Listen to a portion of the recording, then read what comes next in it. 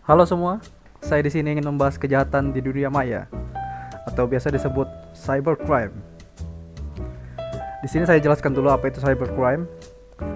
Cybercrime merupakan salah satu tindakan ilegal yang dilakukan melalui sistem komputer atau jaringan internet untuk mendapatkan keuntungan dengan cara merugikan pihak lain. Kejahatan yang terjadi sudah pasti berhubungan dengan teknologi dong, di mana zaman yang sudah semakin canggih ini, kejahatan pasti sudah sering terjadi. Contohnya seperti apa sih? Contoh cybercrime yang sering terjadi seperti pembobolan ATM, pembobolan data suatu perusahaan, pengkloningan akun medsos, bahkan berita hoax dan phishing sekalipun itu termasuk kejahatan cybercrime. Nah, saya akan membahas jenis-jenis kejahatan dunia maya yang terjadi pada umumnya. Oke, yang pertama, pencurian data. Pencurian data atau data thief merupakan tindakan ilegal dengan mencuri data dari sistem komputer untuk kepentingan pribadi atau dikomersilkan dengan menjual data curian kepada pihak lain. Yang kedua, akses ilegal. Lewat akses ilegal atau unauthorized access, seorang yang tidak bertanggung jawab bisa memasuki atau menyusup ke dalam suatu skema jaringan komputer tanpa izin atau tanpa sepengetahuan dari pemilik. Oleh karena hal ini, biasanya korban akan kehilangan data penting. Tak jarang juga aksi yang dilakukan merupakan langkah yang diambil oleh oknum tertentu untuk melakukan aksi penipuan dengan memakai nama pemilik akun. Yang ketiga, hacking dan cracking. Hacking dan cracking itu adalah aktivitas menerobos atau mencari celah keamanan suatu sistem komputer. Orang yang melakukan hacking itu disebut sebagai hacker, sedangkan pelaku cracking disebut cracker. Nah, dalam definisi aslinya, seorang hacker adalah orang yang menyusup ke dalam suatu sistem untuk mencari kelemahan sistem, kemudian memberitahukan pemilik sistem tentang celah keamanannya. Biasanya perusahaan menawarkan imbalan untuk hal seperti ini. Berbeda dengan cracking, di mana ketika berhasil masuk ke dalam suatu sistem, maka mereka akan merusak sistem atau menggunakannya untuk kepentingan tertentu. Keempat, carding.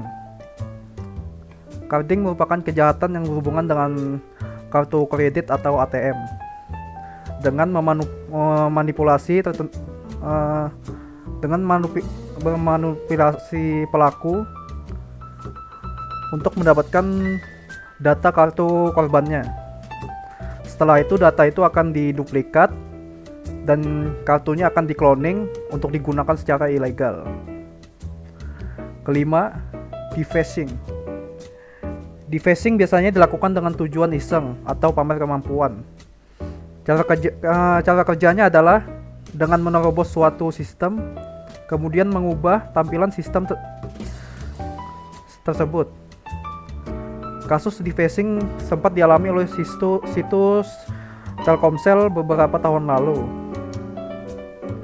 Keenam, cyber squatting. Cyber squatting ialah tindakan penyalahgunaan nama domain website. Umumnya pelaku menyerobot nama perusahaan atau public figure. Misalnya pelaku membeli domain artis misalnya. Contohnya Raffi Ahmad. Nah, jika Raffi Ahmad ingin memakai domain tersebut, maka dia harus membelinya pada pelaku. Atau misalnya yang bersangkutan tidak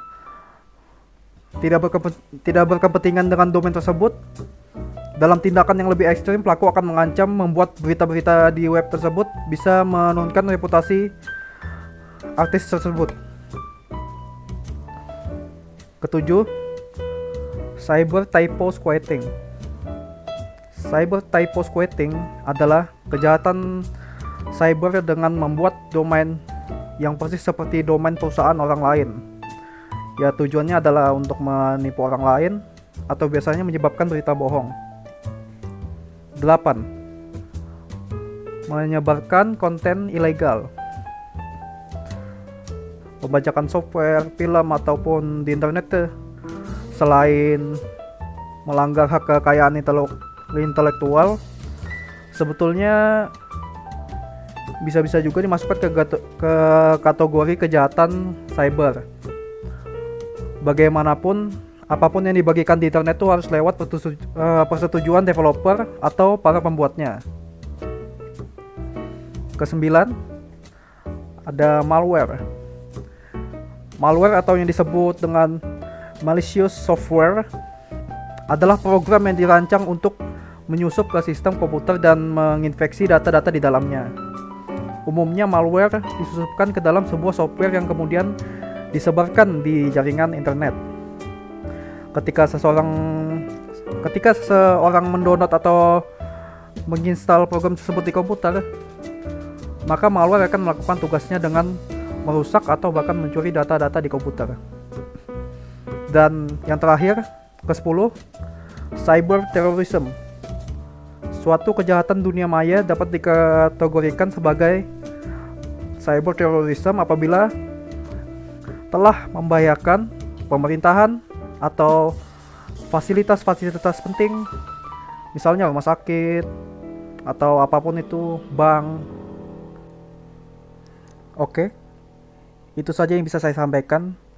Semoga video ini bermanfaat untuk kalian semua. See you next time.